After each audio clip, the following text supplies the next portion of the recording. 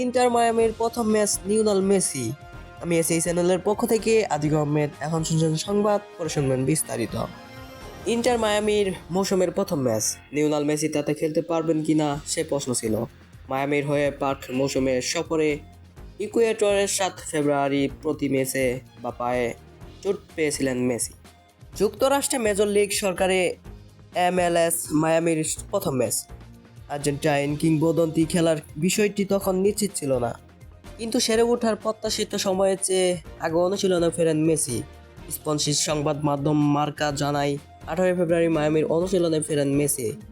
শেষ পর্যন্ত মেসিকে নিয়েই বাংলাদেশের আজ সময় সকালে লিগের নতুন মৌসুমের লিগের প্রথম ম্যাচ অ্যাঞ্জেল এফসির মুখোমুখি হন মায়ামি।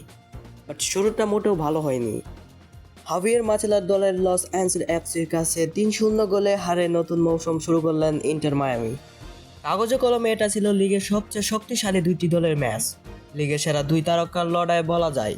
কারণ মায়ামির একাদশে যেমন ছিল মেসি, তেমন ছিল অ্যাঞ্জেলের একাদশে ছিলেন দক্ষিণ কোরিয়ার তারকা সন ইউইং মিন। তাতে জয়টা হয়েছে 15ই। 89 মিনিটে বদলি হয়ে মাঠ ছাড়ার আগে প্রথম মার্চদের 37 মিনিটে ক্রেবিট মার্তিনেজকে দিয়ে একটি গোল করার সন।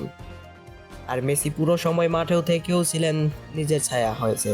বারবার বলের দখল হারিয়েছেন, দেখে মনে হয়েছে ছন্দে নেই। 73 মিনিটে ডেনিস বুয়াঙ্গা এবং 94 মিনিটে নাথান ওয়াজাজ লস অ্যাঞ্জেলের হয়ে দুটি গোল করেন।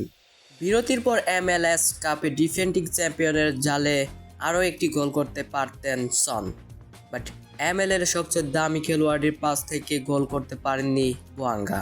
তবে মেসি ও সনের লড়াই দেখার আগ্রহ থেকে সম্ভবত লস অ্যাঞ্জেলেস মেমোরিয়াল কলোসিয়াম স্টেডিয়ামে ৭৬,০০০ দর্শক হয়েছিল। এর ইতিহাসে এটি দ্বিতীয় সর্বোচ্চ দর্শক উপস্থিতির রেকর্ড। প্রথম মার্চের শেষ মুহূর্তে সহজ সুযোগ থেকে মেসির গোল করতে না পারায় দর্শক অবশ্য হতাশ হতে পারেন। চলচ্চিত্র বছর এটাই ছিল মেসির প্রথম প্রতিযোগিতামূলক ম্যাচ।